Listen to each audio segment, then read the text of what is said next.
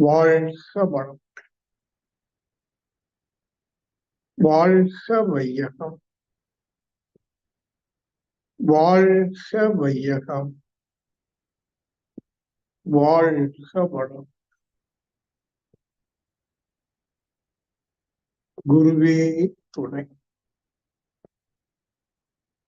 குருவின் திருவடி போற்றி. திருவடி சரணம்.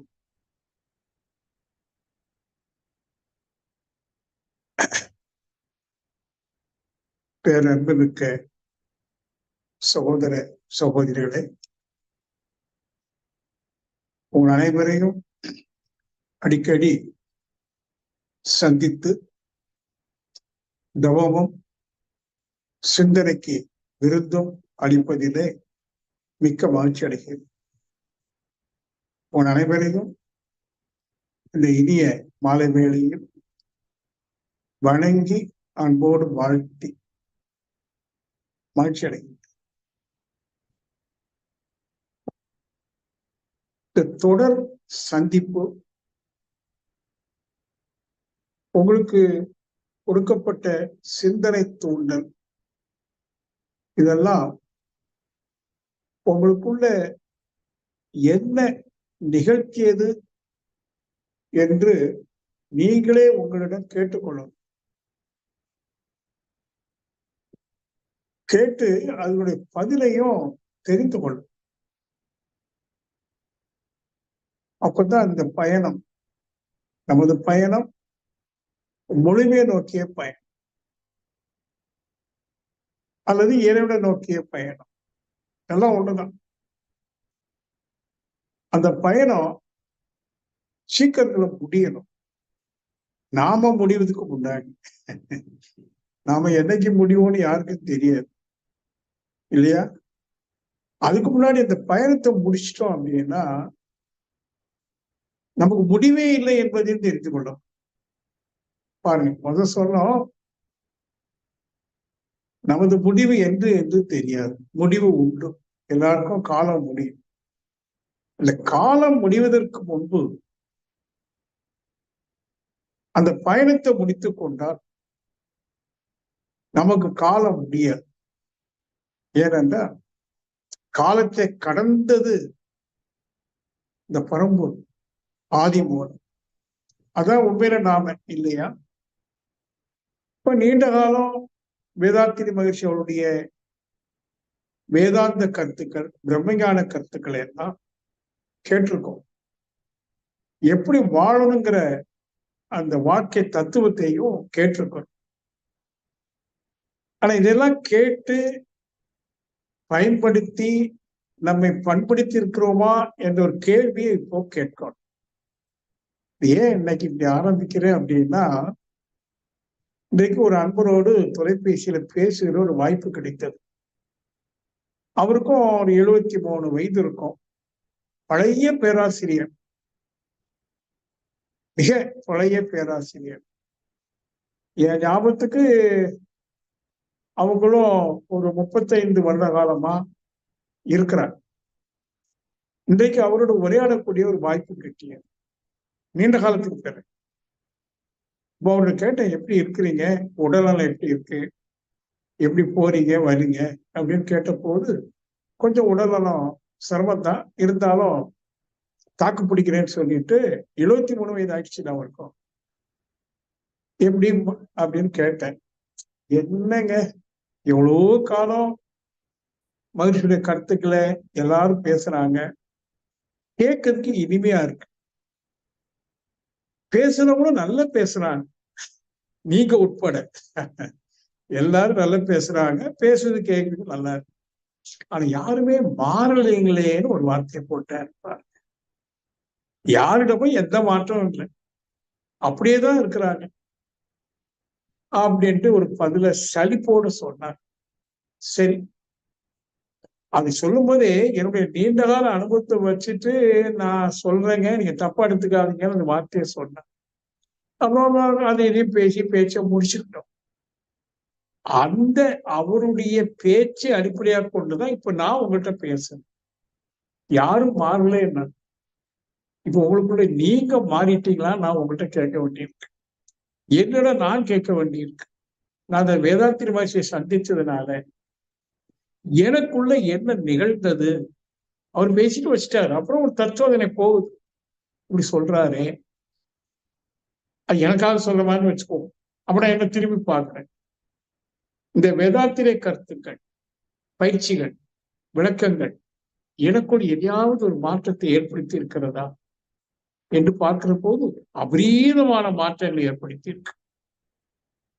கணக்கெல்லாம் சொல்ல முடியாது.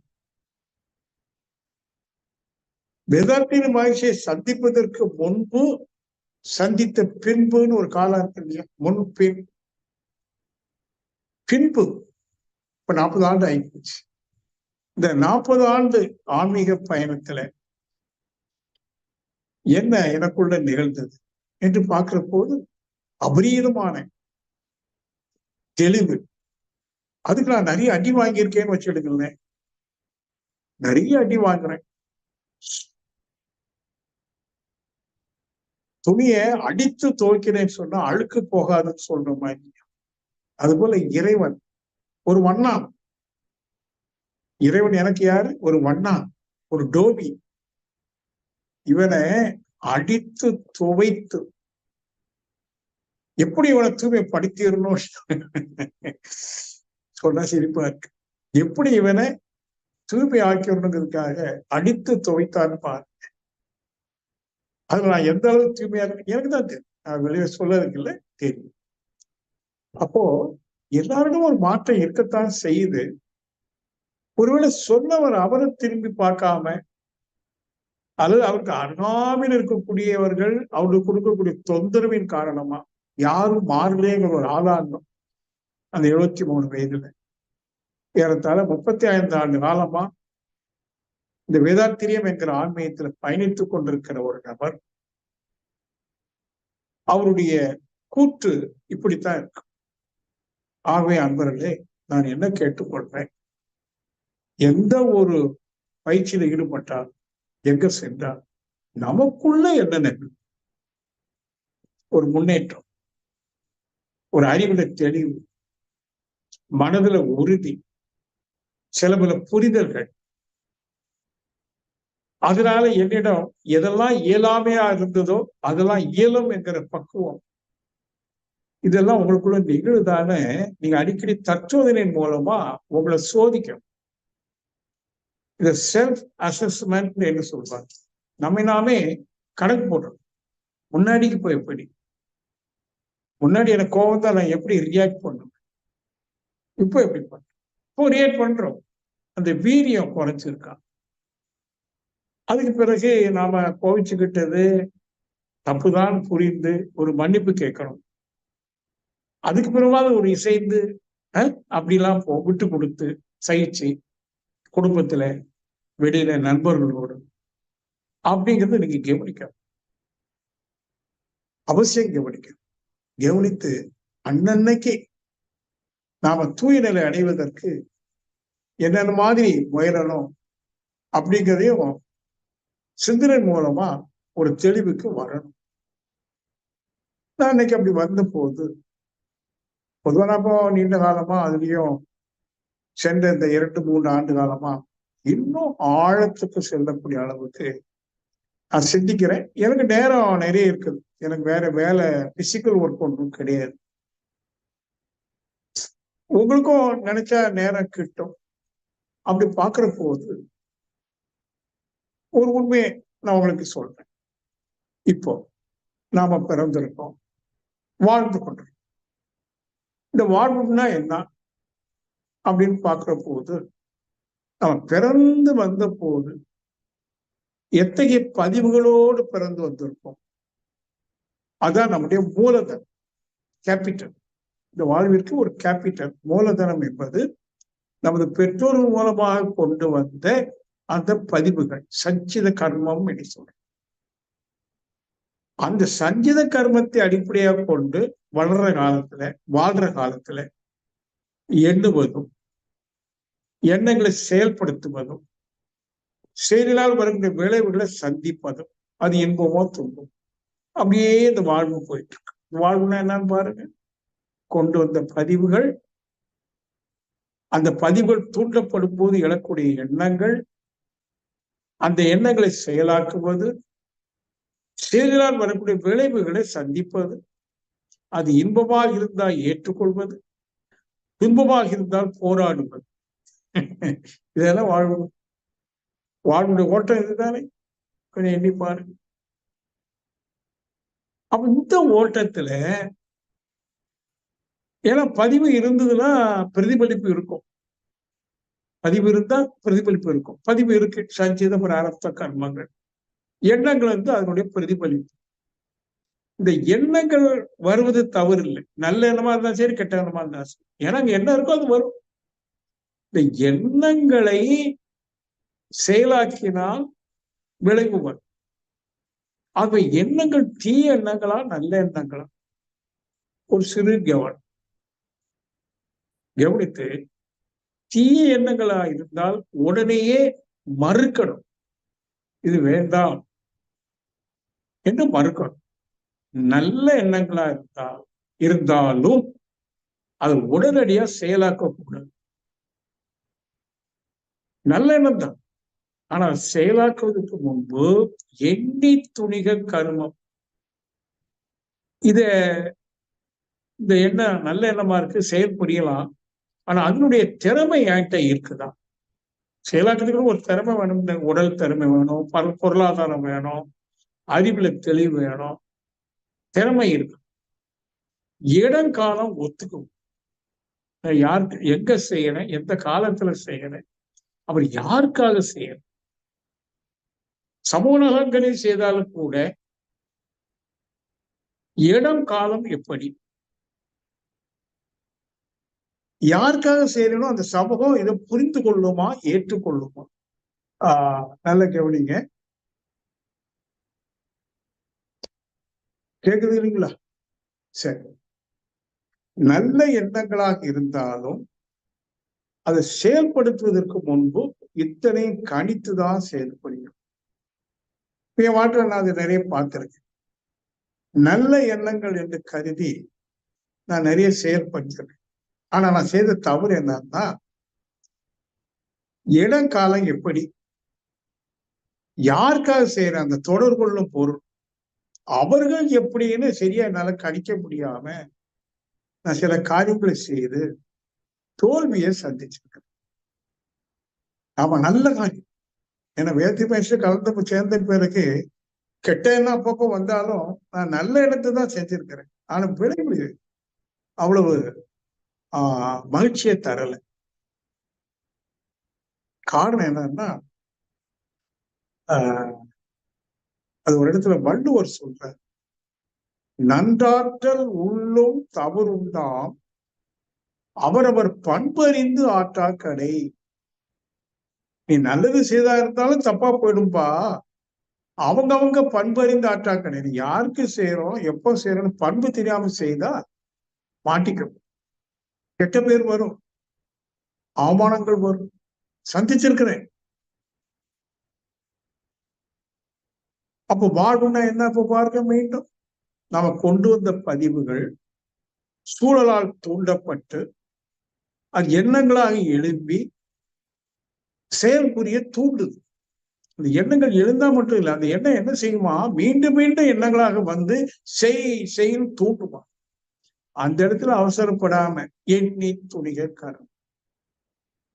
உழவு பண்ணாதான் நாம ஆன்மீகம் பயின்றதுனால, தியானம் பண்ணதுனால கிடைத்த தெளிவும் உறுதியும் கொண்டு நாம் அங்க நிக்க முடியும். நமக்குள்ள செயல்தானே இன்பமோ துன்பமோ தருது விளைவு. இன்பம் தந்துட்டா ஓகே, துன்பம் தராம இருக்கணுமானா உழவும் கணிக்கணும். கணிக்கலைன்னா நமக்குள்ள எந்த மாற்றம். கணித்து செயல்படிய கத்துக்கணும். அப்போ செயல் நல்ல செயலா இருந்தாலும் விளைவை கணித்து ஏற்றுக்கொள்கிறான் என்று புரிந்து கொண்டோம். இப்போ நம்முடைய ராமலிங்க சுவாமிகள் வள்ளலார் பெருந்தகையவன் இல்லையா? எவ்வளவு பெரிய மகான். இந்த சொன்ன அருட்தந்தையே மேலும் மேலும் உருவாக்கினர், மேன்மைப்படுத்தியது ராமலிங்க வள்ளலாருடைய ஆன்மா. மகிழ்ச்சி அதை மறக்கவே மாட்டார். அத்தகையவர் ஒரு காலகட்டத்துல அந்த ஞானம் அடைந்த பிறகு 5ஆம் திருமுறை வரைக்கும் அவர் முழுமையான ஞானம் அடையல. இறைவனை பற்றி நிறைய பாடல்கள், ஸ்தல புராணங்கள் எல்லாம் பாடியிருக்கார். ஒரு குறிப்பிட்ட காலகட்டத்துல அவருக்கு உண்மை முழுமையாக உணர்வுக்கு இட்டு, உண்மை உணர்வுக்கு வந்த பிறகு அது வரைக்கும் சொன்னதெல்லாம் உண்மைக்கு புறம்பானது என்று உணர்ந்து புரிந்து கொண்ட பிறகு மீண்டும் அதையே சொல்ல முடியாது. இந்த உண்மையை உணர்ந்தவர்களால உண்மைக்கு மாறாக எதையும் பேச முடியாது. ஏதோ மற்றவங்களுக்காக ஒரு டிப்ளமேட்டிக்கா போயிடலாம் நினைச்சா கூட போக முடியாது, விடாது. என்ன பண்ணும்? அவரு அந்த உண்மையை விளக்கிக்கிட்டே வர 6ஆம் திருமுறையில உண்மை, அதாவது இறைவனை பற்றிய விளக்கம். அவர்களுக்கு கூட இருந்தவர்களே அதை ஏற்றுக்கொள்ளல. கூட நீண்ட காலம் பயணித்து வரக்கூடியவங்க ஏற்றுக்கொள்ளல. ஏற்றுக்கொள்ளாதது அவங்க தவறு இல்லை.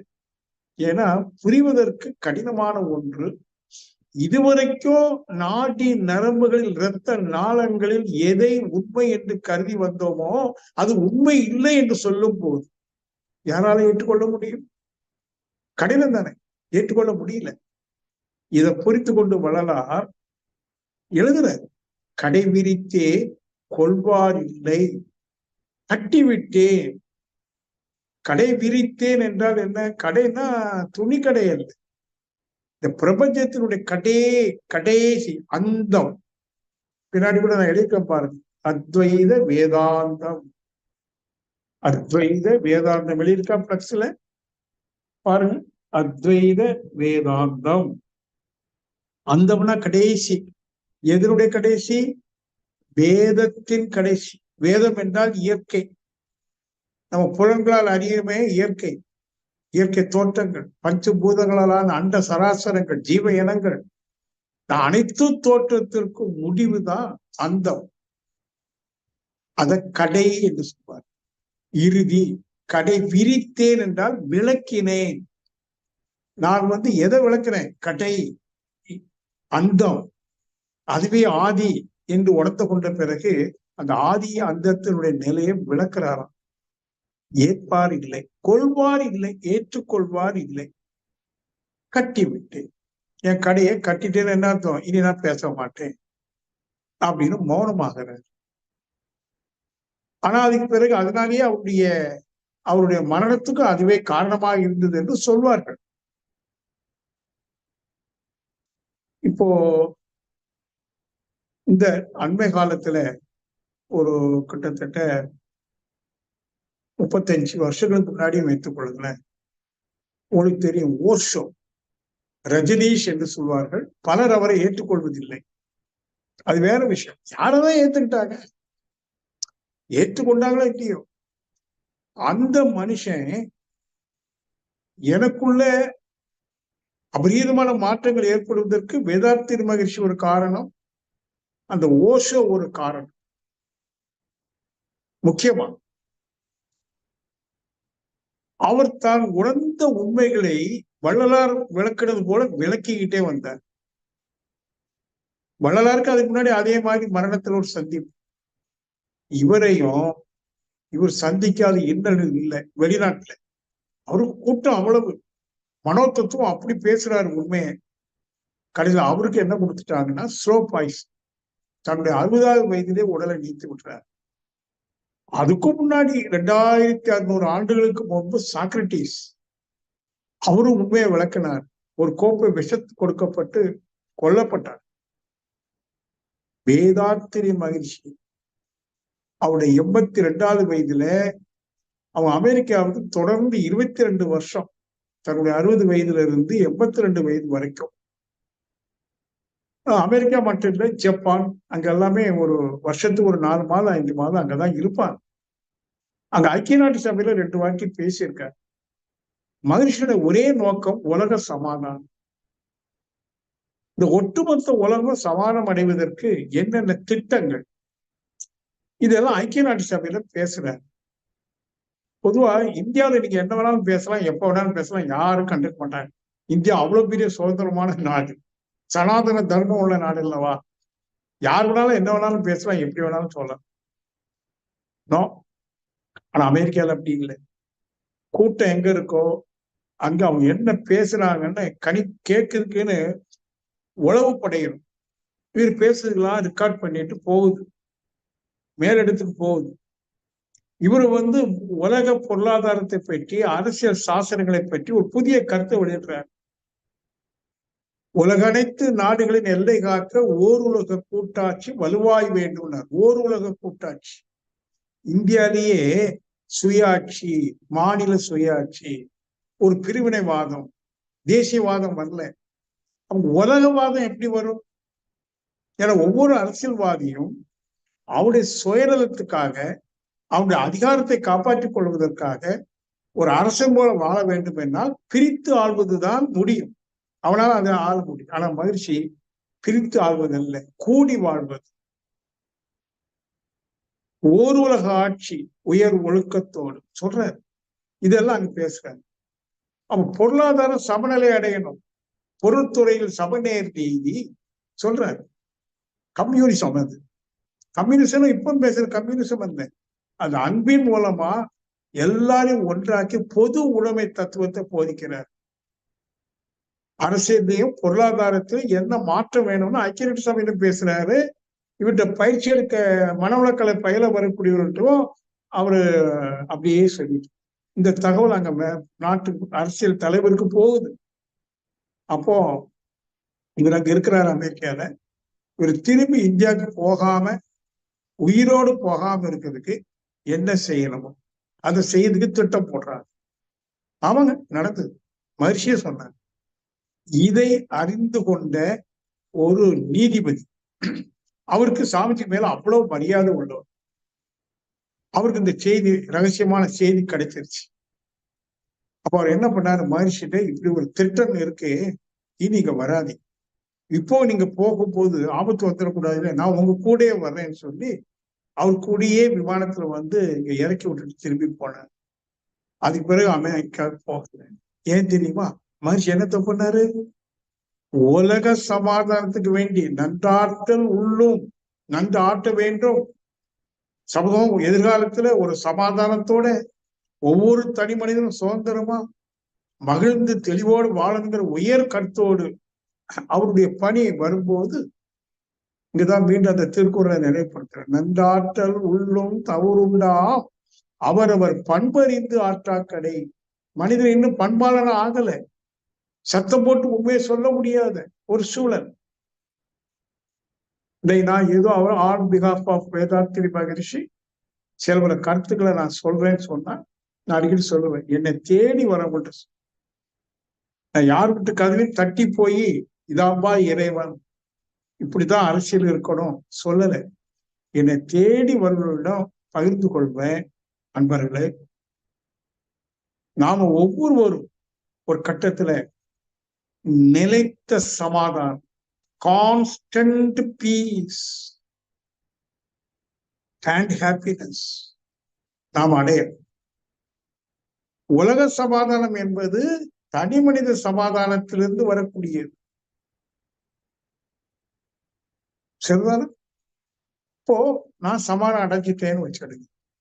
நான் சமாதானம் அடைஞ்சதுனால சமாதானம் அடையாத இந்த உலகத்தை பார்க்கிற போது கூட இது இப்படித்தான் இருக்கும் என்று என்னால் ஏற்றுக்கொள்ள முடியும்.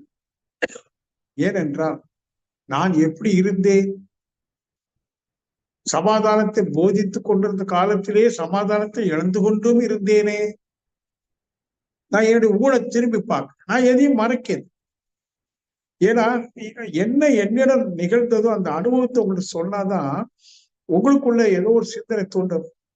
நான் சமாதானத்தை போதித்துக் கொண்டே சமாதானத்தை இழந்து கொண்டும் இருந்தேன் என்றால் அது எப்படி? நல்லாவா இருக்கேன்? நல்லா இல்லை. நல்லா இல்லை என்பதனால என்னை அடித்து துவைத்தான் இறைவன் என்ற வண்ணான்.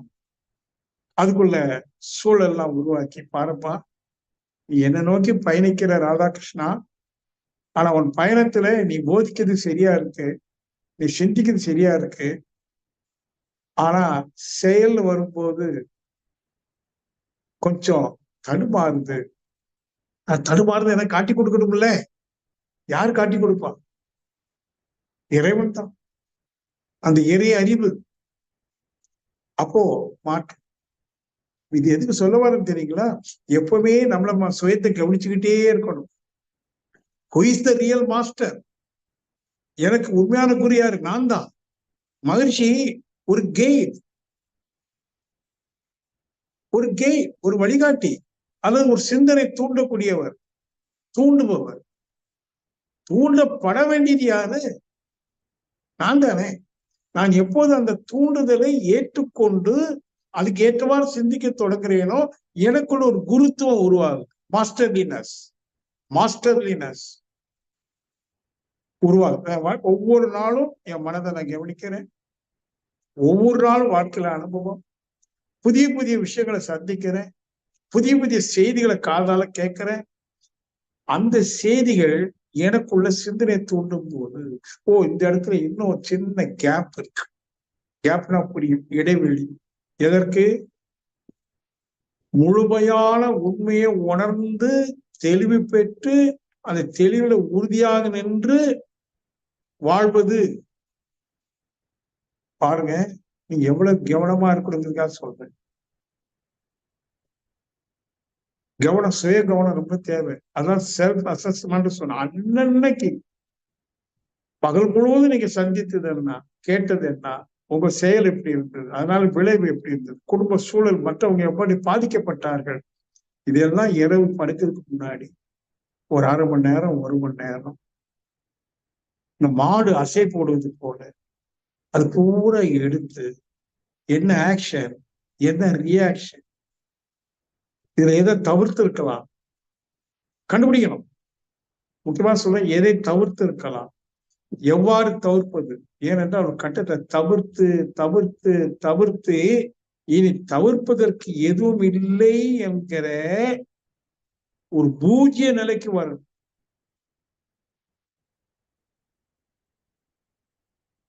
அதான் சந்நியாசம், பூஜ்யம். I have nothing to two.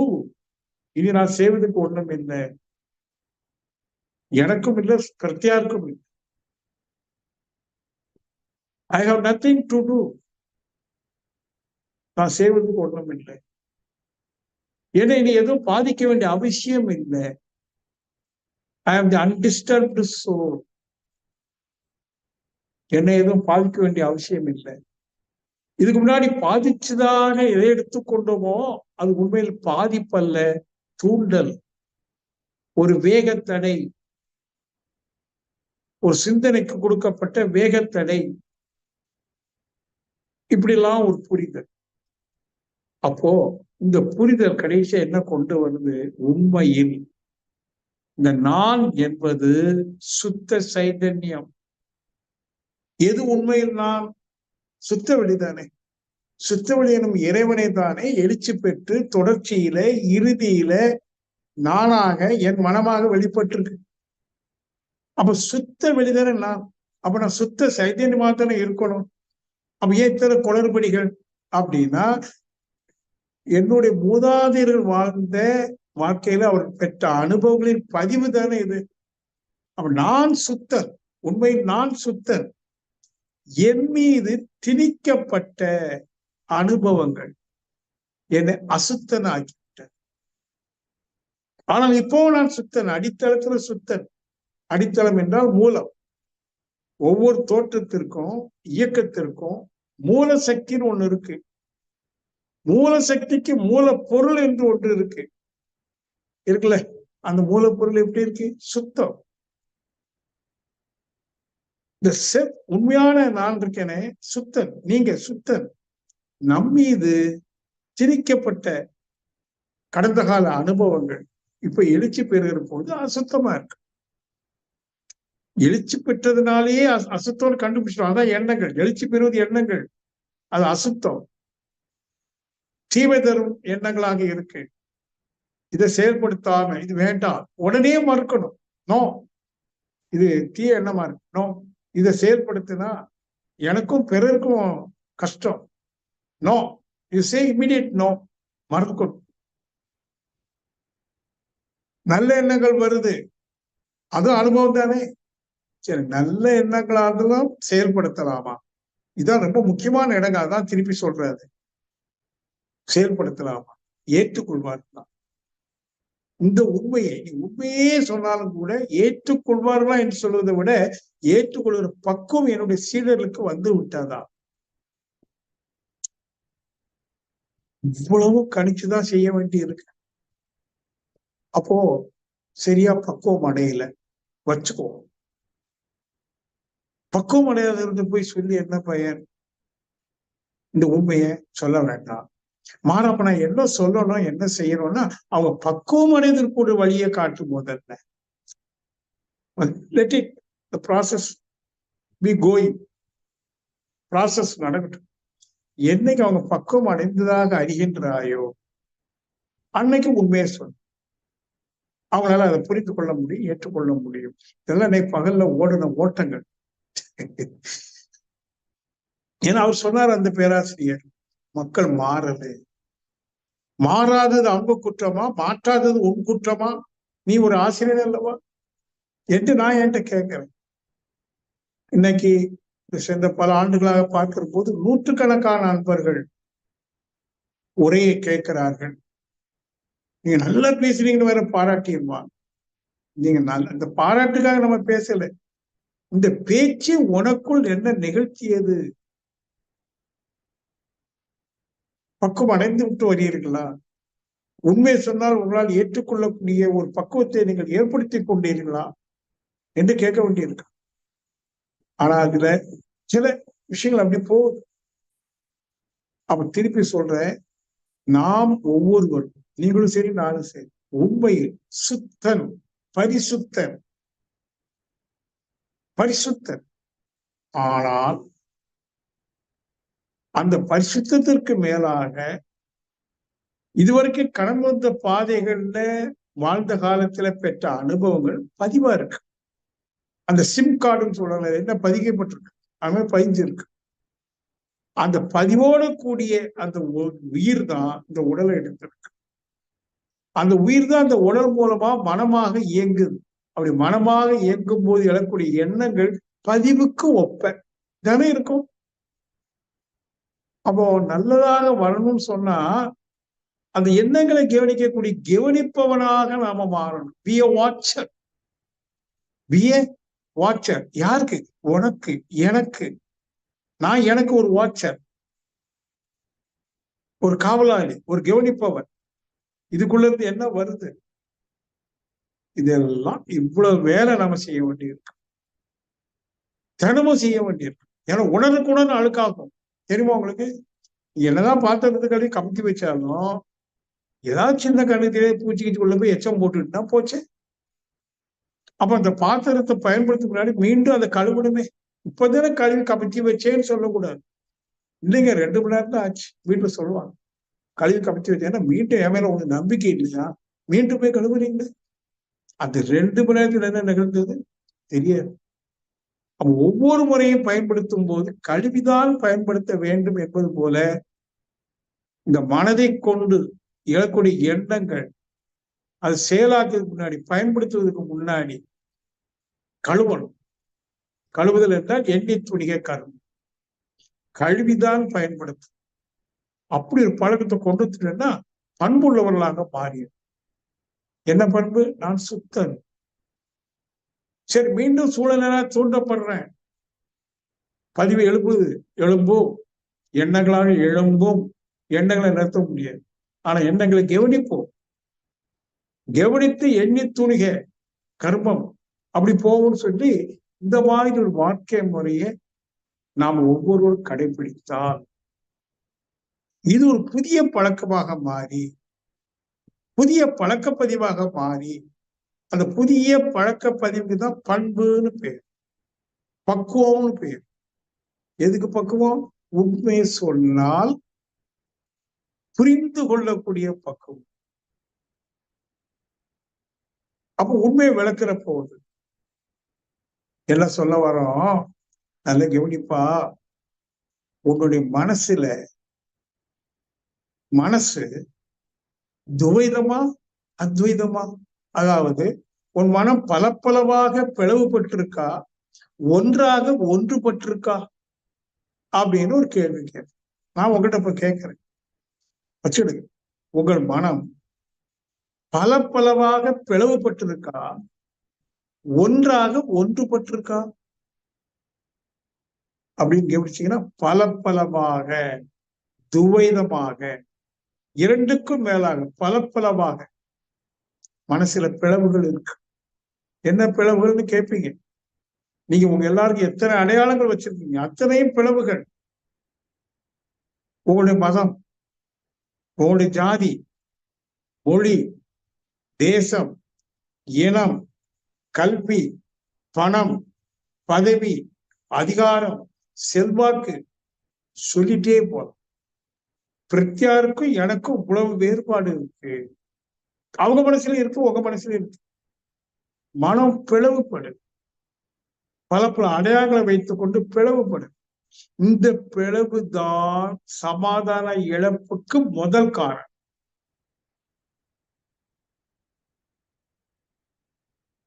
வேறுபாடு. நீங்க இன்னொருத்தனை வேற ஒருத்தனா பாக்குற போது எப்படி அவனோட உங்களால இசைந்து வாழ முடியும்? அவன் வேறு, நான் வேறு. மன அளவுல அப்படித்தான். பதிவுல ஒருத்தருக்கு ஒருத்தர் வேறு வேறா இருக்கும். யூனிக்னஸ் என்று சொல்லுவாங்க. ஒவ்வொன்றுக்கும் தனித்தன்மை இருக்கு. ஒவ்வொரு மனிதனுக்கும், ஒவ்வொரு ஜீவனுக்கும், ஒவ்வொரு பொருளுக்கும் தனித்தன்மை இருக்கு, வேறுபாடு இருக்கு. அப்ப என்ன ஆகும்? வேறுபடுவோம், பகைச்சுப்போம். இப்ப என்ன வேணும்? இந்த மனம் ஒன்றுபடணும், அத்வைதமாகணும். துவைதமாக இருக்கிற மனதை அத்வைதமாக்கணும். அதான் வேதாந்த, அத்வைத வேதாந்தம். வேதம் என்றால் இயற்கை, இயற்கையின் முடிவு என்பது மனசு. அது இப்ப எப்படி இருக்குது? துவைதமா இருக்கு. அதனை அத்வைதமாக்கணும். அத்வைத வேதாந்த கருத்துக்கள். உண்மையில நான் இந்த கருத்தை தான் மையமா எடுத்து, இதுக்கு முன்னாடி பிரம்மஞானம் அதெல்லாம் அப்படி போகணும். பிரம்மஞானம் இது உள்ளடங்கியதுதான். மக்களுக்கு நான் சொல்லிக் கொடுக்க வேண்டியது என்னன்னா, அத்வைத வேதம். வேதம் என்றால் இயற்கை, இயற்கையினுடைய மூலம் சுத்த வெளி, எழுச்சியும் தொடர்ச்சியும் பஞ்சபூதங்களும் ஜீவனங்களும், தொடர்ச்சியிலே முதிர்ச்சியாக வந்தது மனித மனம். அந்த முதிர்ச்சி இன்னும் முடிவுக்கு வரல, பிளவுபட்டு நிக்குது. எப்ப முடிவு வரும்? ஒன்றுபட்டார். Be oneness. எப்படி? சிந்தனையின் மூலமா, தவத்தின் மூலமா. சிந்தனையின் மூலமாக புரிதலும், தவத்தின் மூலமாக உணர்தலும். தன்னை உணரணும். எப்படி? அத்வைதம். வேறு வேறு அல்ல, ஒன்றுபட்ட ஏகம், ஏக வஸ்துதான் நான் என்று அந்த மனம் தன்னை உணரணும். முடிவுக்கு வருது. அந்தம். அந்தம் எப்படி இருக்கு? ஆதி போலவே இருக்கு. ஆதி போலவே இல்லை, ஆதியே அந்தமாகவும் இருக்கிறது, சுத்த வெளியே மனமாகவும் இருக்கிறது என்று மனதை உணரணும். எப்போ? ஒன்றுபட்ட நிலையில, அத்வைத நிலையில உணர்வு நிகழுது. ஆதியும் நானே, அந்தமும் நானே, என்னை தவிர்த்து பிரிது ஒன்றுமில்லை, என்னை தவிர்த்து பிரிது ஒன்றுமில்லை. பிரிது ஒன்றினால் எனக்கு பாதிப்பும் இல்லை. It is undisturbed soul. உயர்ந்த அனுபவம் எது? என்னை தவிர்த்து பிரிது ஒன்று இல்லை என்று ஒரு தெளிவு வந்த பிறகு, யாரோ ஒண்ணு சொல்றாங்க அப்படின்னா, யாரோ சொல்ல, நீயே உனக்கு சொல்லிக் கொள்ளுகிறாய். உடல் வேற, ஆனா கருத்து ஒண்ணுதான், உணர்வு ஒண்ணுதான் சொல்லி அவனுக்கு எதிராக நாம் வேலை செய்ய மாட்டோம். அல்லது அவருடைய அந்த கூற்று நம்மை பாதிப்பதில்லை. என்னை தவிர்த்து பிரிது ஒன்றும் இல்லை. ஆனால் ஒரு பிரத்யான் என்கிட்ட ஏதோ ஒரு கசப்பான ஒரு விஷயத்த சொல்றான், ஆனா இது கசப்பா ஏத்துக்காது. மாறாக இது ஒரு நற்செய்தி, இந்த செய்தியிலிருந்து எனக்கு அறிவிக்கப்படக்கூடிய கருத்து என்ன என்று சிந்திக்க ஆரம்பிக்கும். இவன் தான் சிந்தனையாளன், இவன் தான் சிந்தனையாளன். இப்படி யார் உங்களில் பயணிக்கின்றார்களோ அவர்கள் விரைவில் அவர்களை அடைவார்கள் இறைவனாக. இவ்வளவு ஏற்பாடு ரகசியமா ஒவ்வொரு தோற்றத்தில் இருக்கு. நாம ஒவ்வொருவரும் ஏதோ அற்ப மனிதர்கள் அல்ல. We are not slaveries. We are liberated souls. நம்ம அற்ப மனிதர்கள் அல்ல. நாம் ஒவ்வொருவரும் இறை அம்சம். ஒரு தெய்வீக பேராற்றல், பேரறிவு. இதுக்கு பாதிப்பு இல்லை, மரணமும் கிடையாது.